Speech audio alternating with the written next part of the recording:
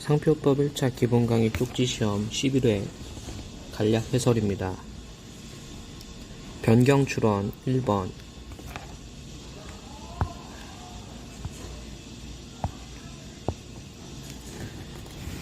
상표, 단체표장, 증명표장, 업무표장 상호 간의 변경 출원이 가능하지만 업무표장 안되죠. 지리적 표시 단체표장이나 지리적 표시 증명표장은 변경 출원이 허용되지 않는다. 자, 변경 출원이 허용되는 케이스는 딱 트라이앵글로 말씀을 드렸어요. 상,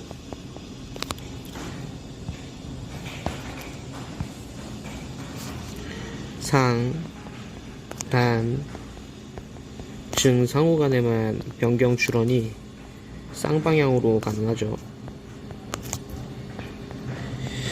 특이하게 일방향으로 가능한 게 추가 등록 출원을 통상의 상표 등록 출원으로 변경할 수 있습니다. 이것 빼고 다 안됩니다. 그래서 지표단이라든가 지표증 상호 간에 변경 안되고 이렇게도 변경이 안됩니다. 업무표장은 당연히 변경이 안됩니다. 그래서 딱 트라이앵글 요거만 되는 거죠. 나머지 다 안돼. 2번 지정상품 추가 등록 출원을 상표 등록 출원으로 변경할 수 있다. 이거 일방향 된다라는 거고요. 상표 등록 출원을 추가 등록 출원으로 변경할 수는 없습니다. 3번 변경 출원을 하는 경우에는 원 출원은 취하 간주된다. 맞죠? 특허랑 마찬가지고요. 분할 출원은 참고로 원 출원 취하 간주가 되지 않기 때문에 분할 출원을 하는 경우에는 원 출원에서 분할되는 상품을 반드시 삭제 보정해야 합니다. 취하 간주가 되지 않죠. 그렇기 때문에 삭제 보정해야 되고, 삭제 보정하지 않으면 상표법 38조 1항으로 일상필 출원을 위반하게 됩니다. 이어서 분할 출원 보겠습니다. 1번 분할 출원의 출원일은 원 출원의 출원일로 소급되나 조약에 따른 우선권을 주장하지 아니한 원 출원을 기초로 분할 출원에 대해서 조약에 따른 우선권을 주장하는 경우 우선권 주장과 증명서류 제출 기간은 분할 출원일을 기준으로 판단한다. 원 출원이 있고 분할 출원이 있는데 원 출원이 조약 우주를 했을 수도 있고 안 했을 수도 있고,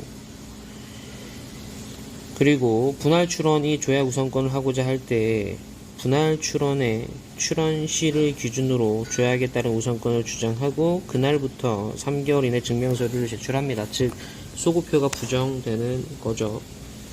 소구표를 긍정하게 되면 절차를 밟을 수 없는 불합리한 결과에 도달하게 됩니다. 물론 분할 출원에서 원 출원이 우선권 주장을 했다면 분할 출원에 대해서는 우선권 주장 간주와 증명서 제출 간주로 인정이 되겠죠. 2번 조약에 따른 우선권을 주장하고 적법하게 증명서류가 제출된 원 출원을 기초로 분할 출원에 대해서 조약 우선권을 주장할 때 우선권의 이익을 향유하겠다는 주장은 분할 출원과 동시에 하여야 하고,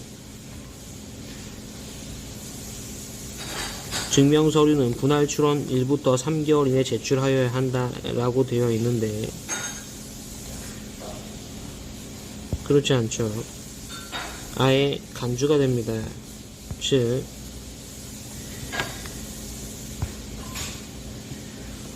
원 출원이 우선권 주장을 했다면 분할 출원에 대해서도 우선권 주장으로 간주가 되고, 원 출원에 증명서류가 제출되었다면 분할 출원에 대해서도 증명서류가 제출된 것으로 간주가 됩니다. 개정법이죠. 3번 분할 출원이 상표 등록 거절 결정이 된 경우에는 원 출원도 거절 결정될 것이다. 그런 제한이 없습니다. 서로 영향을 받지 않습니다. 4번 상표 등록 출원인은 출원을 분할함에 있어서 유사한 상품을 함께 분할하여야 한다. 틀렸죠? 왜냐하면 출원의 분할은 분할 이전과 달리 비교해 봤을 때 분할 이전과 달리 주체의 변경을 수반하지 않고 있습니다. 주체의 변경을 수반하지 않는다면 유사한 상품을 함께 이전할 필요가 없죠. 논외로 주체의 변경이 수반되는 분할 이전의 경우에는 유사한 상품을 함께 이전해야 되고, 여기에 위반하게 되면 거, 정, 이 그리고 차고 등록되면 무효사유에 해당하게 됩니다. 5번 상표 등록 출원일은 상품을 분할하여 이전, 이번엔 분할 이전이네요. 주체의 변경이 수반되는 것이죠. 주체의 변경이 수반되는 케이스입니다. 유사한 상품을 함께 분할하는 거 맞고요. 분할해서 이전하는 거 맞고, 이에 위반되면 거절 이유 및 무효사유에 해당한다. 틀렸죠? 맞죠. 거절 이유 및 무효사유. 거정이무죠. 거정이무.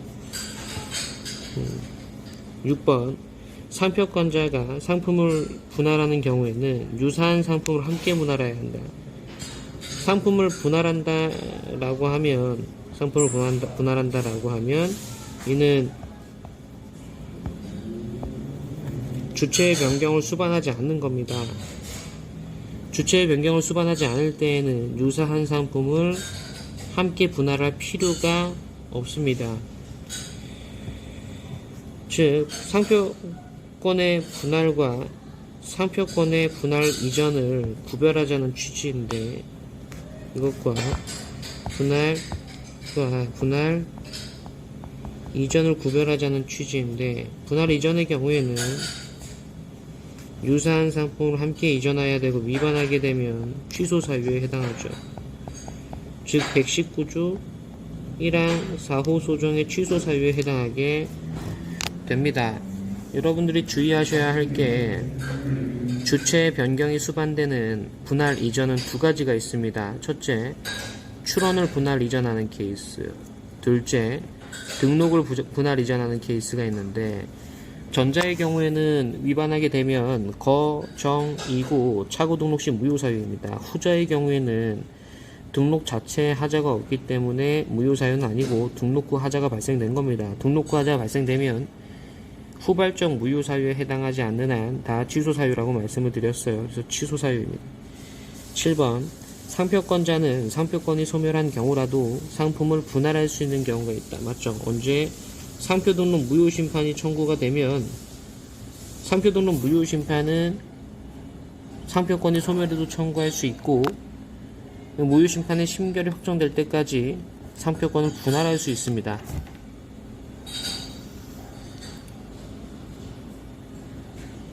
8번 보겠습니다. 상표권자는 상품을 분할하여 이전하는 경우에는 유사한 상품 함께 분할 이전하고, 위반하면 무효 사유가 아니라 등록 자체는 적법하다고요. 따라서 119조 1항 4호 소정의 상표 등록 취소 사유에 해당하게 됩니다. 기출질문 봅니다. 원출원의 지정상품이 포괄 명칭이면 그 명칭을 구체적인 상품으로 분할하는 것도 허용이 됩니다. 예를 들어서 원출원의 지정상품이 의류라는 거예요. 여기서 구체적인 상품 명칭으로 티셔츠로 분할할 수 있습니다. 그 밑에 거, 출원 분할은 40조 및 41조 보정이 가능한 기간에 할 수 있다. 분할의 시기와 보정의 시기, 특히 40조 보정과 41조 보정의 시기, 즉 실체 보정의 시기와 분할의 시기는 동일합니다. 그 이유는 아까도 말씀을 드렸지만, 분할할 때에 원출원이 취약 안주되지 않아요. 원출원이 취약 안주되지 않기 때문에 원출원의 삭제 보정이 필요하단 말이에요. 삭제 보정 아무 때나 할 수 있는 게 아니라 보정할 수 있을 때 할 수 있습니다. 따라서 분할의 시기와 보정의 시기는 일치합니다. 자, 이어서 조약우선권 보겠습니다.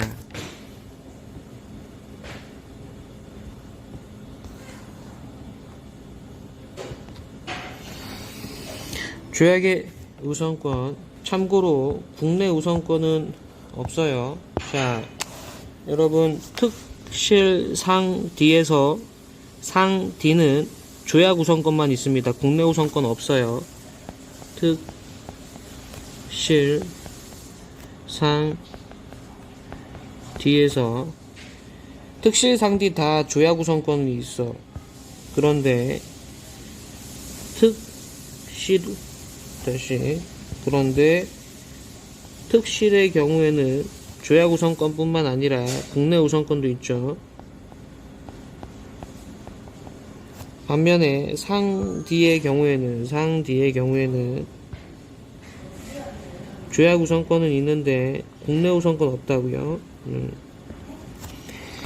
국내 우선권의 취지가 개량 발명을 보호하기 위한 것인데 특실의 경우에는 개량 발명을 보호한다, 개량된 고안을 보호한다 이런 게 말이 되지만 상대에는 그런 게 말이 안 된다고요. 자, 1번 조약에 따른 우선권을 주장하고자 하는 자는 이 이상의 일국 출원을 기초로 할 수도 있다. 이걸 뭐라 그러죠? 복합우주라 하지. 복합우주.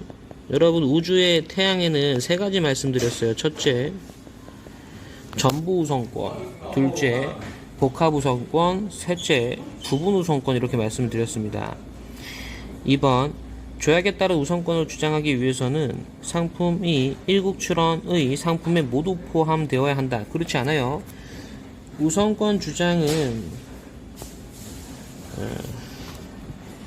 부분 우선권이 인정됩니다.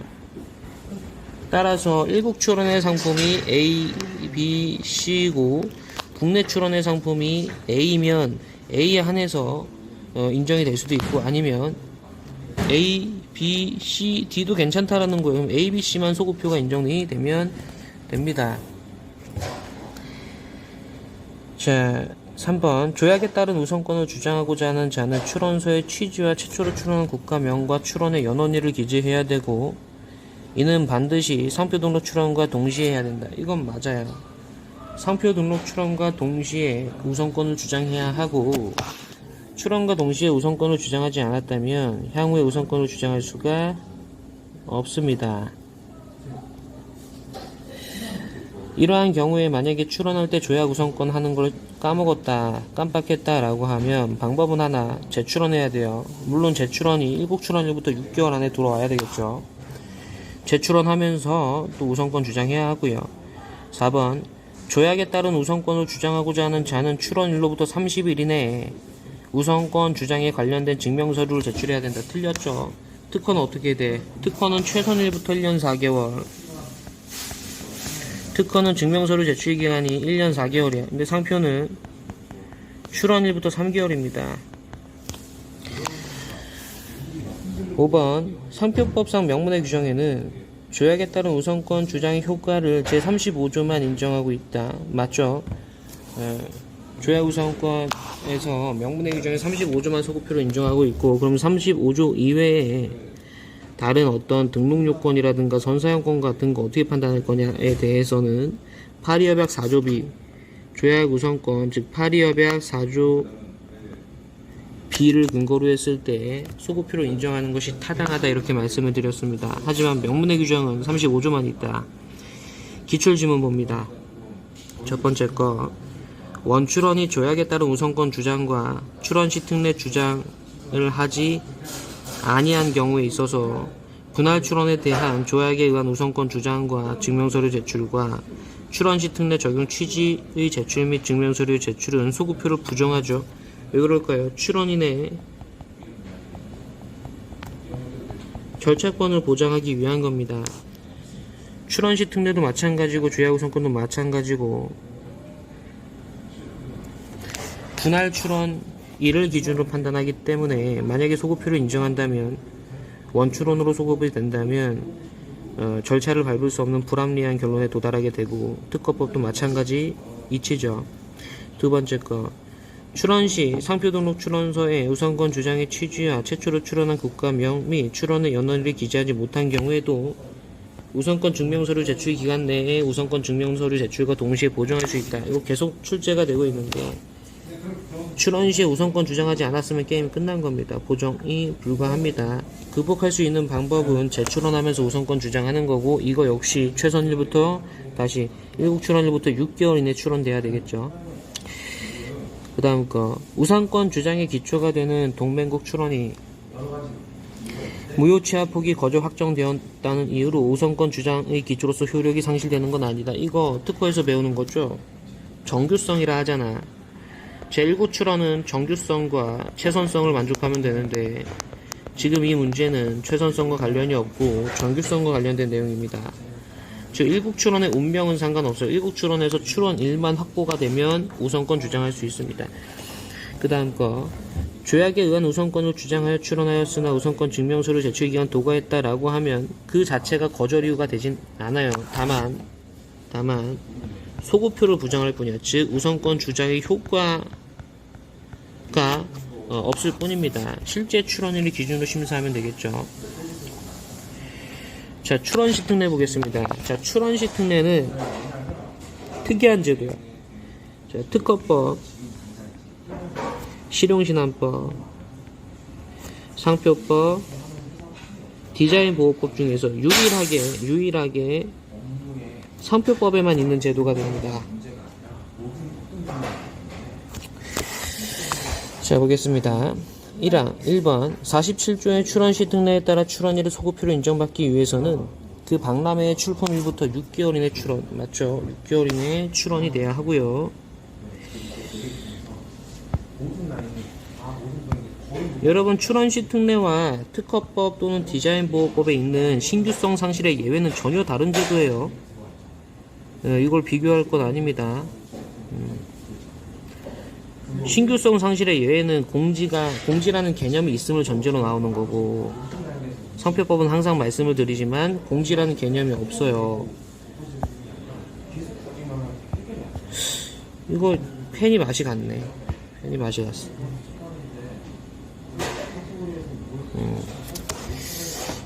2번 제47조의 출원시 특례에 따라 출원일의 소급표를 인정받기 위해서는 출원시 그 취지를 기재하고 출원시 주장하지 않았으면 나중에 보완할 수 없다. 마찬가지예요. 출원시 주장하지 않으면 보완 안 됩니다. 이거 조약우선권도 마찬가지죠. 출원시 주장해야 하는 겁니다. 반드시 출원시 주장해야죠. 이거 펜을 바꿔야겠구만. 출원시에 주장해야 되겠다라는 겁니다.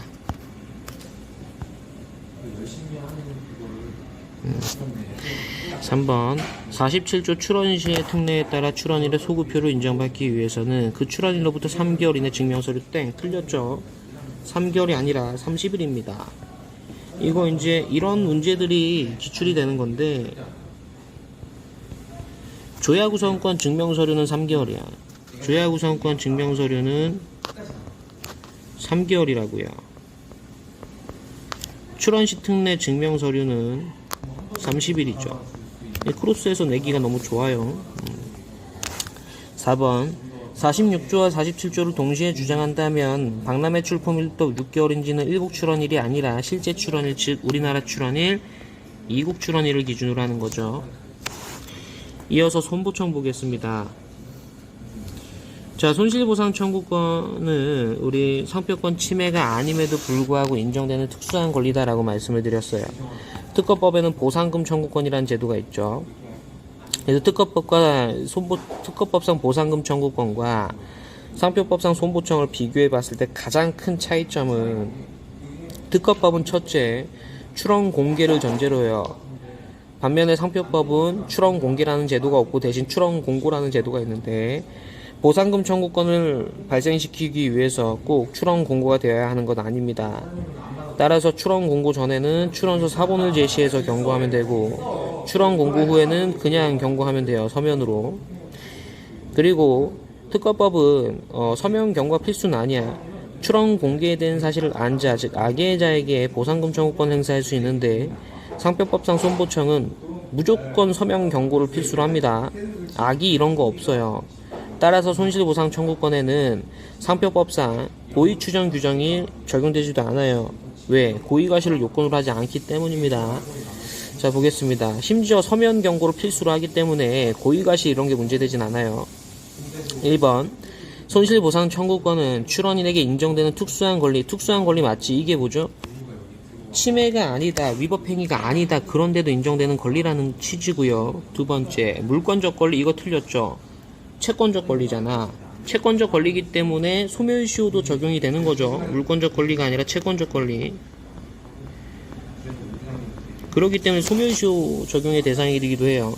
2번 손실보상 청구권을 발생시키기 위해서는 무단사용자에 대한 서면 경고를 해야 하나, 무단사용자가 악이라면 꼭 서면 경고해야 되는 건 아니다. 틀렸죠? 설명드렸습니다.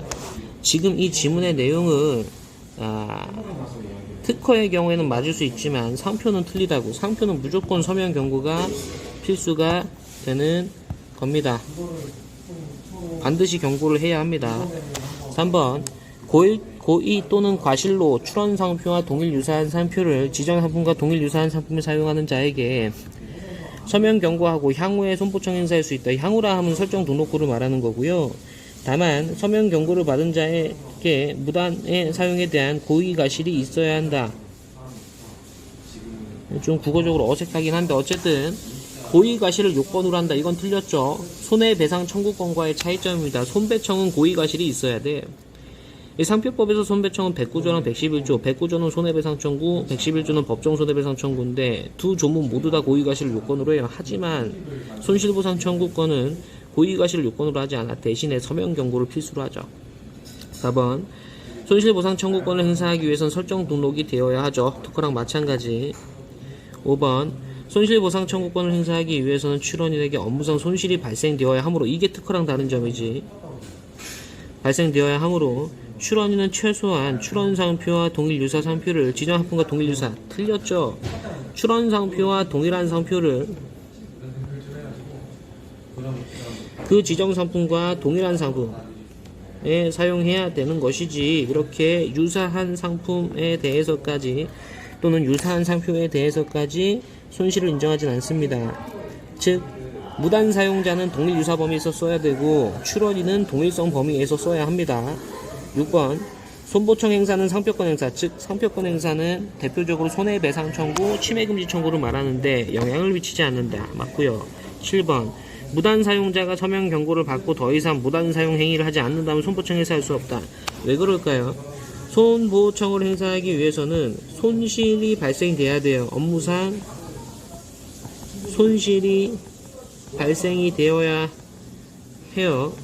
그리고 손보청 발생 기간은 경고를 한 때부터 설정 등록 시까지 기간인데, 경고를 하고 나서 경고를 받은 자가 무단 사용을 하지 않는다면 더 이상 손해 발생이 없기 때문에 손보청 행사할 수 없습니다. 8번 등록상표에 무효 심결 확정된 경우 손보청 행사할 수 있는 경우는 없다. 틀렸죠? 자, 출원이 무효, 취하, 포기, 거절 확정되면 등록에 이르지 못하고 소멸된 경우이기 때문에 손보청은 행사할 수 없어요. 그리고 등록이 되었다 하더라도 그 등록이 무효 심결 확정되면 역시 등록이 출원상표가 등록되긴 했지만 원시적으로 무효가 되기 때문에 마치 등록되지 않고 소멸된 경우가 마찬가지야. 따라서 손보청을 행사할 수 없습니다. 하지만 무효 사유에는 후발적 무효 사유라는 게 있어요. 후발적 무효 사유로 소멸된 경우에는 손보청 행사할 수 있습니다. 후발적 무효 사유 대표적으로 몇 개? 3개가 돼요. 3개. 하나, 둘, 셋. 첫 번째는 권리자가 등록 후 권리 능력을 상실한 경우, 또는 등록 후 조약에 위반된 경우, 등록 후 하자 발생이고, 두 번째 등록 후 식별력 상실하는 경우, 세 번째 지표단에 있어서 해당 지리적 표시가 그 나라에서 보호가 중단된 경우에는 후발적 무효 사유를 보고 있습니다. 기출지문 보겠습니다. 손보청은 제3자에게 공시의 의미를 갖는 출원 공고가 있은 후에 반드시 서면에 의한 경고를 해야 되고 출원 공고 전에는 발생할 수 없다. 틀렸죠. 출원 공고가 있기 전이라고 하더라도 손보청 행사 서면 경고할 수 있죠. 출원서사본 제시해서. 두 번째, 출원인은 서면에 의한 경고 후 결정 등본을 받은 날까지, 경고 후 상표 등록 결정 등본 송달받은 날까지 기간에 대해서만 당해 상표 사용에 대한 업무상 손실에 상당하는 보상금을 청구할 수 있다. 틀렸죠. 어디가? 방금 말씀을 드렸었는데 손보청은 여기 보세요. 7번 지문. 경고를 한 때부터 설정 등록 시까지, 즉 설정 등록 시까지 기간에 발생된 업무상 손실에 대해서 보상금 청구할 수 있어요. 지금 경고를 한 때부터 결정 등본 송달 받은 날까지 틀렸다라는 거야. 결정 등본 송달 받고 나서 돈 내야 등록을 해줘요. 등록 받을 때까지 라고 돼야 돼. 설정 등록 받는 날까지예요. 그 다음 지문 보겠습니다. 손실보상 청구권은 상표권의 설정 등록일부터 3년간 행사하지 않거나 제3자가 출원 상표 사용한 날부터 10년이 경과하면 시효로 소멸한다. 3년, 10년 이제 잘 나오는 거고, 이거 채권적 권리이기 때문에 소멸시효 적용된다. 다시 한번 리마인드 드립니다. 네 번째 거. 손보청은 손해배상 청구권 및 부당이득 반환 청구권의 성격을 가진 정지조건부. 틀렸죠. 해제조건부야.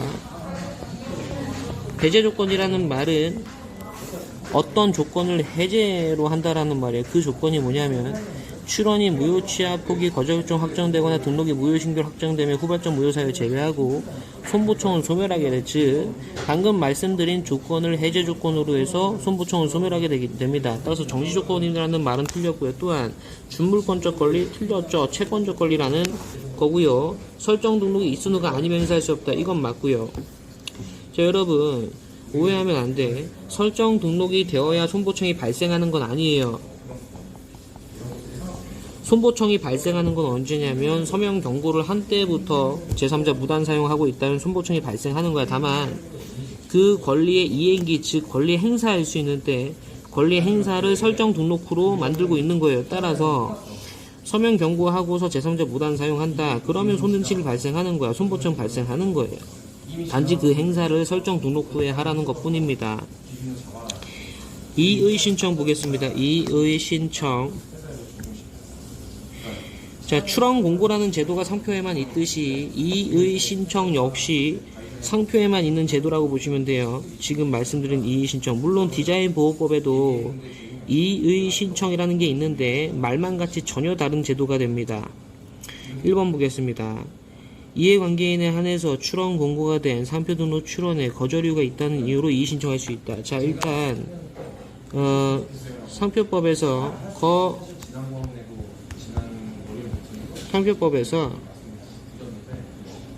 거정이에요. 거절 이유와 정보 제공 사유와 이의 신청 사유가 같아요. 무효 사유는 좀 다르지. 예를 들어서 거정 2는 38조 1항이 포함되는데 무효 사유는 포함되지 않고, 또한 무효 사유는 추가되는 게 있어. 추가되는 게 바로 후발적 무효 사유죠. 아까 세 가지 말씀드린 거. 그리고 지금 이 문제는 이해관계인 한해서 요게 틀렸다라는 겁니다. 이해관계인은 물론 이해관계가 없는 자도, 즉 이의 신청은 누구든지 할 수 있어. 누구든지 이의 신청할 수 있습니다. 두 번째, 이의 신청은 출원 공고 결정이 있는 날부터 2개월. 2개월은 좋은데 출원 공고 결정이 있는 날부터가 아니라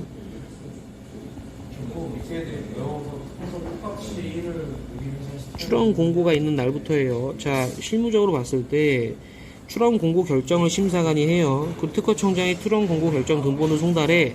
출원 공고 결정 등본 송달되고서 제가 경험에 의하면 한 3, 4일 뒤에 출원 공고가 돼요. 물론 법적인 건 아니지만 출원 공고 결정 등본 송달하고 나서도 출원 공고 바로 되는 케이스는 거의 없단 말이에요. 그래서 출원 공고 결정 등본 송달일과 출원 공고 일 사이에는 이격되는 시간이 있습니다. 따라서 출원 공고 결정이 있는 날부터 2개월은 틀려요. 출원 공고 일부터 2개월이 됩니다.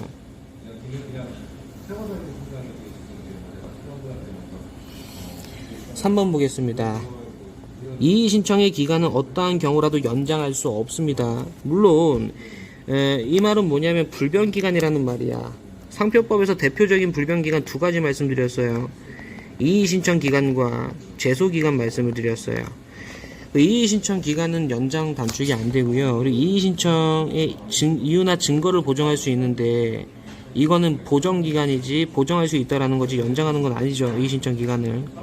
4번, 이의 신청인은 이의 신청한 날부터 30일 이내에 이의 신청서에 적은 이유와 증거를 보정할 수 있다. 다 좋은데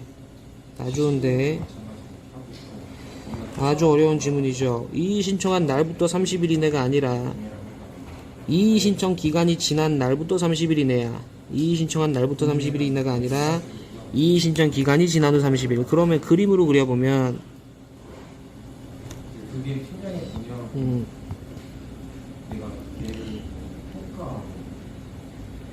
그림으로 그려보면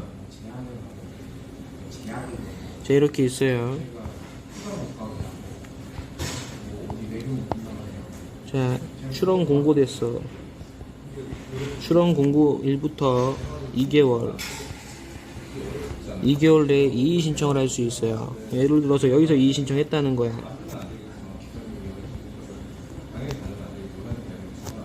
이의 신청 기간이고 여기서 이의 신청을 했어요. 그러면 언제까지 보정할 수 있냐면 이의 신청한 날부터 30일이 아니라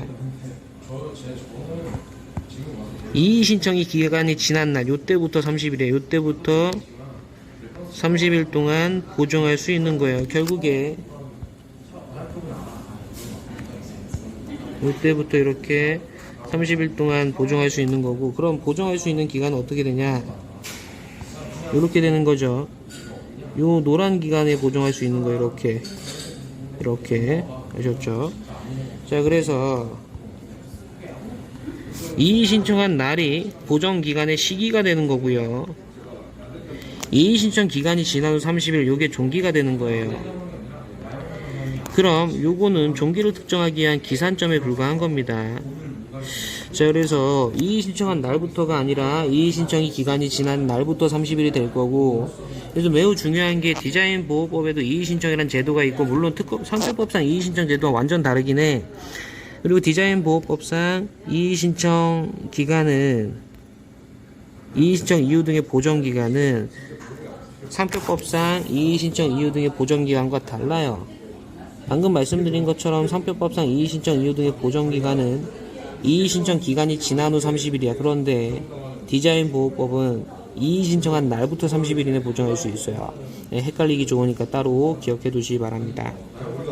이의 신청 이유 등의 보정 기간은 당사자의 청구나 직권에 의해서 1개월 이내에 한 차례 연장할 수 있다. 연장은 가능한데 다 좋은데 1개월이 아니라 30일이죠. 30일. 자, 6번. 이의 신청은 심사관 3명 또는 5명, 틀렸죠? 3명이죠. 심판관 합의체는 참고로 3인 또는 5인이죠. 7번. 심사관 합의체는 이의 신청에 관하여 출원인이나 이의 신청인이 주장하지 않은 이유에 대해서 심사할 수 있고, 이 경우 출원인이나 이의 신청인에게 기간을 정해서 그 이유에 대한 의견 진술 기회를 부여하여야 한다. 맞죠? 8번. 심사관 합의체는 둘 이상의 이의 신청이 있는 경우 이를 병합하거나 분리하여 심사. 여러분 조심할 건 뭐냐면 할 수 있다라는 거야. 할 수 있다. 반면에 7번은 해야 한다라는 거예요. 취지상 그렇죠. 반드시 7번은 절차 보장을 위해서 의견 진술 기회를 부여해줘야 되는 거고, 8번은 병합하거나 분리하는 게 의무는 아니야. 재량이에요. 할 수 있다. 9번. 심사관 합의체는 이의 신청인이 이의 신청 기간 내에 이유 및 증거를 제출하지 아니한 경우에는 이의 신청 이유 등의 보정 기간이 지난 후 결정으로 이의 신청을 각하할 수 있다. 여기서 이유 및 증거가 아니라 이유나 증거죠. 이유나 증거. 이런 거 조심하셔야 됩니다. 10번. 즉, 이유나 증거를 제출하지 않으면 각하할 수 있다라는 거고, 10번. 심사관은 직권으로 거절 결정을 할 경우 이의 신청이 있더라도 이에 대해서 결정을 하지 아니한다. 맞죠?